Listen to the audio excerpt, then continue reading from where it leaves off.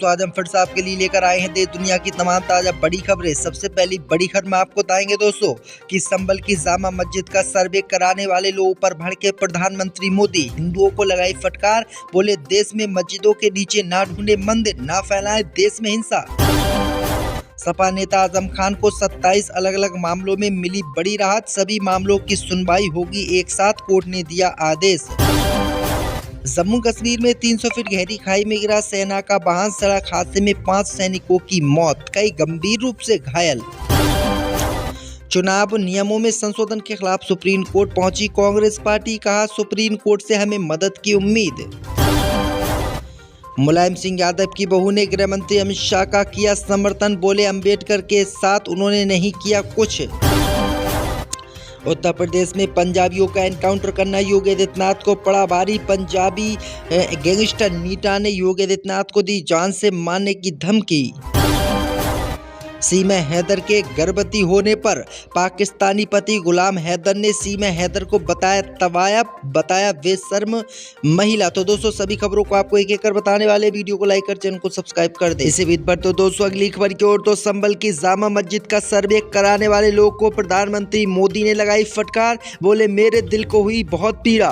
जब दोस्तों आपको बता दें कि संभल में जामा मस्जिद के सर्वे के दौरान भड़की हिंसा को लेकर RSS प्रमुख मोहन भागवत के बाद अब प्रधानमंत्री मोदी ने उन लोगों को फटकार लगाई है जो संभल की जामा मस्जिद के नीचे मंदिर होने का दावा कर रहे हैं। प्रधानमंत्री मोदी ने देशवासियों से भाईचारे की भावना को मजबूत करने की अपील की, साथ ही कहा जब हिंसा देश में फैलती है तो उनके दिल को बहुत पीड़ा होती है। वही आपको बता दें कि प्रधानमंत्री मोदी ने संभल कांड पर उन लोगों को फटकार लगाई जो आए दिन मस्जिदों के नीचे मंदिर देखने का काम कर रहे हैं। प्रधानमंत्री मोदी ने कहा कि इस तरह की घटनाएं अब देश में नहीं होनी चाहिए और लोगों को मस्जिदों के नीचे मंदिर नहीं ढूंढने चाहिए। वहीं आपको बता दें कि इससे पहले RSS प्रमुख मोहन भागवत ने भी यही बात कही थी और उन सभी हिंदुओं को फटकार लगाई थी जो आए दिन मस्जिदों के नीचे मंदिर ढूंढते हैं। तो प्रधानमंत्री मोदी संभल की जामा मस्जिद का सर्वे कराए जाने से नाराज हैं। इसी बीच पर तो दोस्तों अगली खबर की ओर, तो सपा नेता आजम खान को 27 अलग अलग मामलों में मिली बड़ी राहत।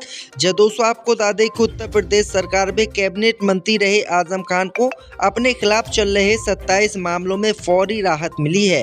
कोर्ट ने उनकी एक याचिका स्वीकार कर ली है जिसमें सभी 27 मामलों का ट्रायल एक साथ चलाने की मांग को मंजूरी दी गई है। आजम खान की रिवीजन एप्लीकेशन को एक्सेप्ट कर सेक्शन कोर्ट ने magistrate trial court MP MLA को डायरेक्शन दिया है। किसानों द्वारा जमीन कब्जाने के लेकर दर्ज कराए गए सभी 27 मुकदमों में मजिस्ट्रेट ट्रायल कोर्ट में ज्वाइंट ट्रायल होगा।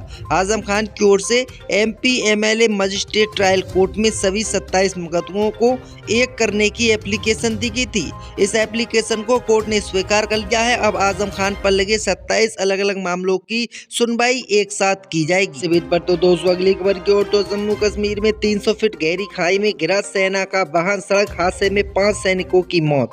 जब दोस्तों आपको बता दें कि जम्मू कश्मीर में इंडियन आर्मी का एक ट्रक हादसे का शिकार हो गया। पुंछ में सेना का ट्रक 300 फीट गहरी खाई में गिरा। पुंछ सेक्टर में सेना के एक वाहन के दुर्घटनाग्रस्त होने से 5 जवानों की जान चली गई, कई जवान घायल हो गए हैं। बचाव अभियान जारी है और घायलों को चिकित्सा सुविधा दी जा रही है।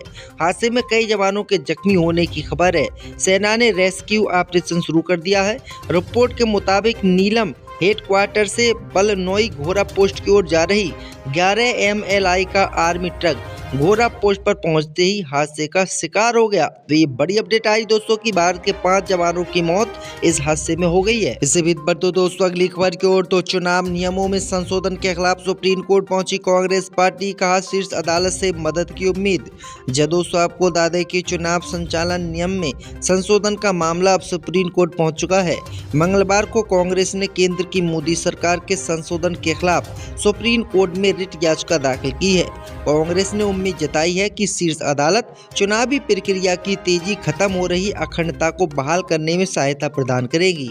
दरअसल आपको बता दें कि कुछ दिन पहले ही केंद्र सरकार ने चुनाव से जुड़े इलेक्ट्रॉनिक दस्तावेजों के सार्वजनिक निरीक्षीकरण पर रोक लगा दी थी।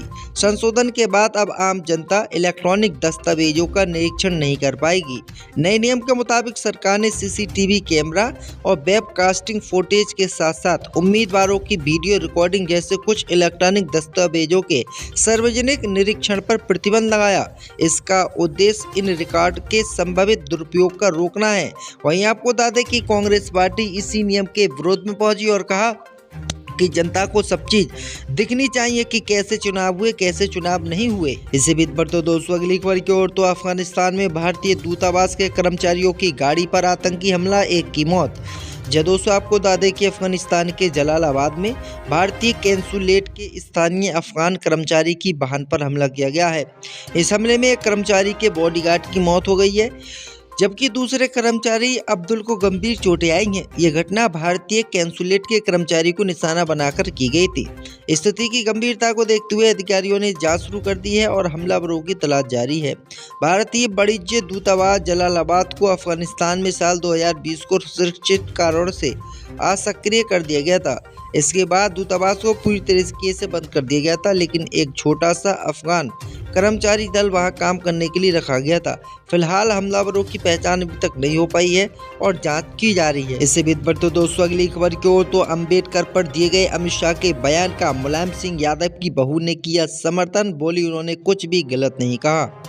दोस्तों आपको बता दें कि देश के गृह मंत्री अमित शाह ने डॉक्टर भीमराव अंबेडकर को लेकर एक बयान दिया था, जिस पर विपक्षी दलों ने उनकी निंदा की और उनसे माफी मांगने की मांग की है। वहीं आपको बता दें कि इसी विरोध प्रदर्शन के बीच मुलायम सिंह यादव की छोटी बहू अपर्णा यादव अमित शाह के समर्थन में उतर आई है। दरअसल आपको बता दें कि उन्होंने अब गृह मंत्री अमित शाह का समर्थन क्या है। उन्होंने अमित शाह के इस्तीफे की मांग को लेकर बसपा और कांग्रेस के विरोध प्रदर्शन का विरोध किया है। अपर्णा यादव ने कहा कि केंद्रीय गृह मंत्री अमित शाह ने संसद में कुछ भी गलत नहीं कहा, कांग्रेस केवल भ्रम फैलाने का काम कर रही है। उन्होंने कहा कि कांग्रेस वह पार्टी है जिसने देश को केवल बांटा है। इस पार्टी ने झूठ और छल के अलावा कभी देश का भला नहीं चाहा। भाजपा नेता अपर्णा यादव ने कहा कि कांग्रेस के लोग भ्रम फैलाने के लिए धरना प्रदर्शन कर रहे हैं, लेकिन बाद में वो भाजपा का समर्थन नहीं करेंगे। उन्होंने कहा कि डॉक्टर भीमराव अंबेडकर ने देश को संविधान दिया, संविधान से ही हमारे देश को एक दिशा मिली है। कांग्रेस को देश में भ्रम फैलाने के लिए माफी मांगनी चाहिए। पर तो दोस्तों अगली खबर की ओर तो 3 तलाक कानून के विरोध में उतरी सपा सांसद इकरा हसन, बोली मुस्लिम मर्दों को जेल में डालने के लिए बनाया 3 तलाक कानून। दोस्तों आपको बता दें कि यूपी की कैराना सीट से समाजवादी पार्टी की सांसद इकरा हसन ने 3 तलाक कानून को मुस्लिम मर्दों को जेल में डालने वाला कानून बताया। उन्होंने 3 तलाक कानून को लेकर मोदी सरकार की मंशा पर सवाल खड़ा किया। एक पॉडकास्ट में 3 तलाक पर पूछे गए सवाल पर इकरा ने हिंदू मैरिज एक्ट और मुस्लिम मैरिज एक्ट की तुलना करते हुए यहाँ पर कह दिया कि पहले केवल हिंदू महिलाओं को बिना तलाक दिए अकेला छोड़ दिया जाता था, अब मुस्लिम महिलाओं के साथ भी ऐसा ही हो रहा है।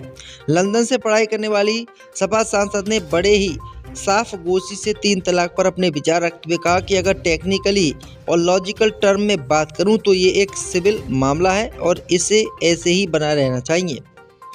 वहीं आपको बता दें कि हसन ने कहा है कि 3 तलाक कानून जो है वो मुस्लिम मर्दों को जेल में डालने के लिए बनाया गया है। अगर ऐसा कानून हिंदुओं के लिए भी बन जाए तो आधी जनता जेल में रहेगी। इसी बीच बढ़ते दोस्तों अगली खबर की ओर तो सीमा हैदर के गर्भवती होने पर पूर्व पति गुलाम हैदर ने लगाई फटकार, सीमा हैदर को बताया तवायफ। दोस्तों आपको बता दें कि सीमा हैदर अब गर्भवती हो गई हैं और उन्होंने इसकी जानकारी सोशल मीडिया पर दी है। वहीं आपको बता दें कि सीमा हैदर के गर्भवती होने के बाद उनके पाकिस्तानी पति गुलाम हैदर ने अपना आपा खो दिया है और उन्होंने सीमा हैदर सहित सचिन मीना को जमकर गालियां दी है।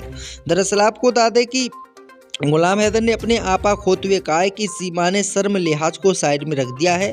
जो वो कर रही है वो कोई शर्म वाली औरत नहीं करती, उसे मजबूर बाप की बद्दुआ लगेगी। एक बाप को उसके बच्चों से दूर किया गया है। इस दौरान गुलाम हैदर ने भर भर के सीमा हैदर और सचिन मीना को गालियां भी दी। उसने कहा कि एक तवायक भी इससे 100 गुना अच्छी होगी, ये तो उससे भी गई गुजरी निकली है। तो ये बड़ी अपडेट आ रही दोस्तों, उन्होंने मोदी सरकार से अपने बच्चे वापस भेजने की मांग की है। इससे बीच बढ़ते दोस्तों अगली खबर की ओर तो उत्तर प्रदेश में पंजाबियों का एनकाउंटर करना योगी को पड़ा भारी, अब योगी की मिली जान से मारने की धमकी। जो दोस्तों आपको बता दें कि पाकिस्तान में छिपकर बैठे खालिस्तानी जिंदाबाद फोर्स के आतंकी रंजीत सिंह नीटा ने यूपी में किए गए पंजाबियों के एनकाउंटर पर गुस्सा जाहिर करते हुए उत्तर प्रदेश के मुख्यमंत्री योगी आदित्यनाथ को जान से मारने की धमकी दी है। कुख्यात आतंकी ने मारे गए तीनों युवकों को शहीद बताते हुए पंजाब पुलिस, यूपी पुलिस और भारतीय एजेंसियों को देख लेने की धमकी दी है। वहीं आपको बता दें कि 2 मिनट के ऑडियो में आरोपियों ने धमकाया है कि सरकार द्वारा की गई भांजी बदला जल्द लौटाएंगे। नीटा ने बताया है कि वह पंजाब पुलिस से पूछना चाहता है कि जिन 3 युवकों का एनकाउंटर यूपी के पीलीभीत में किया गया है उनके खिलाफ कौन सी एफआईआर दर्ज है। दरअसल आपको बता दें कि उत्तर प्रदेश की योगी सरकार भी इन पंजाबियों का एनकाउंटर करके बुरी तरीके से फंस गई है।